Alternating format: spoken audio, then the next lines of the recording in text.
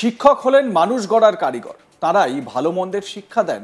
তবে সেই শিক্ষকের বিরুদ্ধেই যদি ওঠে অনৈতিক কাজ করার অভিযোগ, এবার পাওনাদারদের লক্ষ লক্ষ টাকা হাতিয়ে পালিয়ে যাওয়ার অভিযোগ উঠল অবসরপ্রাপ্ত এক মাধ্যমিক শিক্ষকের বিরুদ্ধে। অবসরপ্রাপ্ত শিক্ষকের খোঁজে প্রায় প্রতিদিনই বাড়িতে আসছেন পাওনাদারেরা। স্থানীয়রা জানিয়েছেন বিগত বেশ কয়েক মাস ধরে নিখোঁজ ওই শিক্ষক ও তার পরিবারের লোকেরা। শিক্ষককে না পেয়ে অবশেষে পুলিশের দ্বারস্থ হয়েছেন পাওনাদারদের অনেকেই। ঘটনাটি রায়গঞ্জ শহরের দেবীনগর এলাকার ২৭ নম্বর ওয়ার্ডের। পলাতক অবসরপ্রাপ্ত শিক্ষকের নাম কৃষ্ণধন দাস। তিনি দেবীনগর মহারাজা জগদীশনাথ হাই স্কুলের শিক্ষক ছিলেন। বছর ৫ আগে অবসর নিয়েছেন। ওই শিক্ষকের বিরুদ্ধে অভিযোগ, বিভিন্ন কারণ দেখিয়ে একাধিক লোকের থেকে লক্ষ লক্ষ টাকা ধার নিয়ে চম্পট দিয়েছেন তিনি। এরপর কালীপুজোর আগের দিন বাড়িতে তালা দিয়ে মালপত্র নিয়ে তিনি পালিয়ে গিয়েছেন বলে অভিযোগ। পাওনাদাররা প্রায় দিনই টাকা চাইতে এসে বাড়িতে কাউকে না পেয়ে ফিরে যাচ্ছেন। অভিযুক্ত শিক্ষকের প্রতিবেশী সাধন মুখোপাধ্যায় তিনি কি বলছেন শুনুন তার বক্তব্য। তার নাম হচ্ছে আপনার কৃষ্ণধন দাস। তার বাড়ি দেবীনগর মহারাজ বাড়ি। তো ঠিক তার সম্পর্কে অভিযোগটা কি?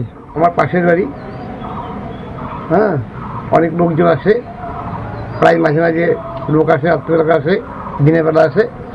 তারা হচ্ছে টাকা পাওনারা, টাকা দিতে আসে, অনেক ঝড়াঝাটি হয়। কতদিন ধরে এই ঘটনাটা ঘটছে? প্রায় তাও 1 বছর হয়ে গেল। এখন কি উনি বাড়িতে নেই? বাড়িতে নেই। এ বিষয়ে রায়গঞ্জ পুরসভার ২৭ নম্বর ওয়ার্ডের কোঅর্ডিনেটর প্রসেনজিৎ সরকার বলেন, দীর্ঘদিন ধরেই পলাতক ওই শিক্ষক সহ তার পরিবার অনেকের কাছ থেকে টাকা নিয়েছেন।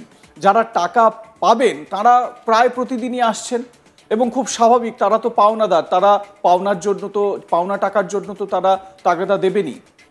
তৃণমূল নেতা প্রসেনজিৎ সরকার কি বলছেন শোনাবো তাঁর বক্তব্য।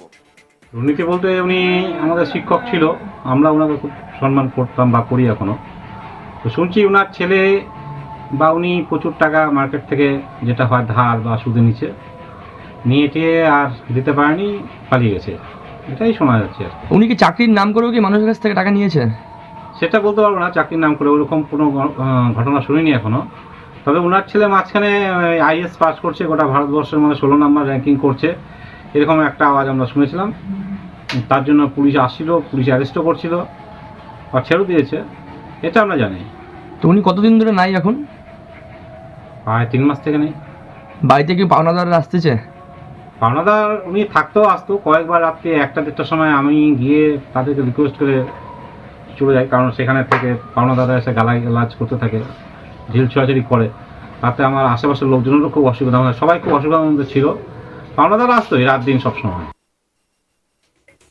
আমার সহকর্মী তন্ময় চক্রবর্তী এ বিষয়ে তার প্রতিবেদনে কি জানাচ্ছেন শোনাবো তার বক্তব্য।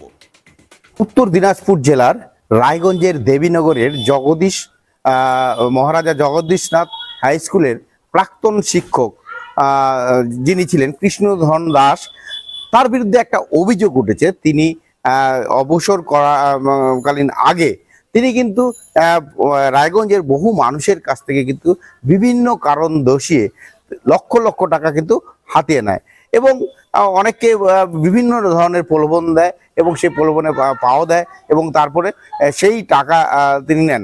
যখনই তিনি অবসর নিয়ে নিলেন, অর্থাৎ 3 মাস আগে অবসর নেওয়ার পরে তিনি যে বাড়িতে থাকতেন সেই বাড়ি থেকে সমস্ত কিছু নিয়ে তিনি মানে বেপাত্তা হয়ে যান। তো এখন সেখানেই কিন্তু একটা বিপত্তি দেখা দিয়েছে, কারণ তার কাছে কিন্তু বহু মানুষ কিন্তু টাকা পেত এবং সেই টাকা পাওনাদাররা তার বাড়িতে আসে দেখে যে সেখানে তালাবন্ধ অবস্থায় বাড়ি রয়েছে। তো যেটা ভিতরে খবর যেটা জানা যায় যে সেই বাড়ি নাকি তলে তলে সেই শিক্ষক তিনি বিক্রিও করে দিয়েছেন এবং এই নিয়ে কিন্তু রায়গঞ্জে কিন্তু একটা চাঞ্চল্য দেখা দিয়েছে যে লক্ষ লক্ষ টাকা শুধু একজনের কাছ থেকে না, বহু মানুষের কাছ থেকে নিয়ে তিনি চম্পট দেন এবং তার মানে যে ইতিমধ্যে কিন্তু রায়গঞ্জ থানায় কিন্তু তার বিরুদ্ধে অভিযোগও দায়ের হয়েছে এবং বহু পাওনাদার তাকে বারবার করে ফোন করলেও কিন্তু তিনি সেই ফোনের কোনো রেসপন্স দেননি এবং এখনো পর্যন্ত কিন্তু সেই মানে শিক্ষক কোথায় আছে সেটাও কিন্তু কেউ জানে না। তবে এই বিষয়ে কিন্তু তদন্ত শুরু হয়েছে, পুলিশ তদন্ত শুরু করছে। তবে এলাকার যিনি কোঅর্ডিনেটর রায়গঞ্জ পৌরসভার প্রসেনজিৎ সরকার, তিনি বলেন যে তিনি তেনাকে খুবই সম্মান করতেন সবাই, কিন্তু তিনি কেন এইভাবে তিনি মানুষের কাছ থেকে লক্ষ লক্ষ টাকা নিয়ে চম্পট দিয়েছেন সেটা তিনি বুঝতে পারছেন না। তার যে বাড়ি রয়েছে সেই বাড়িতে কিন্তু পাওনাদাররা আসছে প্রতিদিনই, এবং কিন্তু সেই ব্যক্তি কিন্তু সে এখানে নেই। তো এখন দেখার বিষয় যে এই যে টাকা আদতেই পাওনাদাররা আর ফিরে পান কিনা, বা সেই শিক্ষকের হদিশ পায় কিনা পুলিশ, সেটা কিন্তু প্রশ্নের ব্যাপার। এই যে তালাবন্দি শিক্ষকের বাড়ি, এবং প্রত্যেক দিনই এখানে পাওনাদাররা যারা টাকা পান ওই শিক্ষকের থেকে তারা আসছেন তাগেদার জন্য, কিন্তু এই তালা বন্ধ দেখে তারা ফিরে যাচ্ছেন। বিপুল পরিমাণ টাকা তিনি বিভিন্ন জায়গা থেকে ধার করেছেন, এবং সেটা শোধ দিতে না পেরেই কি তিনি তালা বন্ধ করে এরকমভাবে চলে গিয়েছেন সপরিবারে, সেটা নিয়ে প্রশ্ন উঠছে। স্বাভাবিকভাবে এলাকার মানুষ এবং রাজনৈতিক যারা ব্যক্তিরা রয়েছেন তারা বলছেন যে শিক্ষক মানুষ, তাকে আমরা সম্মান করতাম বা এখনও সম্মান করি, কিন্তু এরকম ঘটনা তিনি কেন ঘটালেন, কেন এত টাকার তার প্রয়োজন হলো, সেটা নিয়ে কিন্তু নানান প্রশ্ন থেকেই যাচ্ছে। কেন এভাবে তিনি টাকা পয়সা মানুষের থেকে নিচ্ছিলেন, সেটা নিয়ে কিন্তু একটা ধোঁয়াশা কোথাও না কোথাও তৈরি হয়েছে।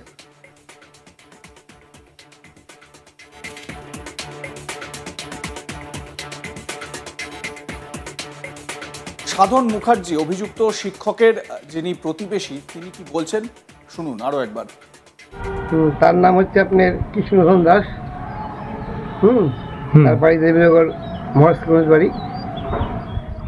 তো ঠিক তার সম্পর্কে অভিযোগটা কি? আমার পাশের বাড়ি। হ্যাঁ, অনেক লোকজন আসে, প্রায় মাঝে মাঝে লোক আসে, আত্মীয় আসে, দিনের বেলা আসে, তারা হচ্ছে টাকা পাওনারা টাকা দিতে আসে, অনেক ঝড়ঝাটি হয়। কতদিন ধরে এই ঘটনাটা ঘটছে? প্রায় তাও 1 বছর হয়ে গেল। এখন কি উনি বাড়িতে নেই? বাড়িতে নেই।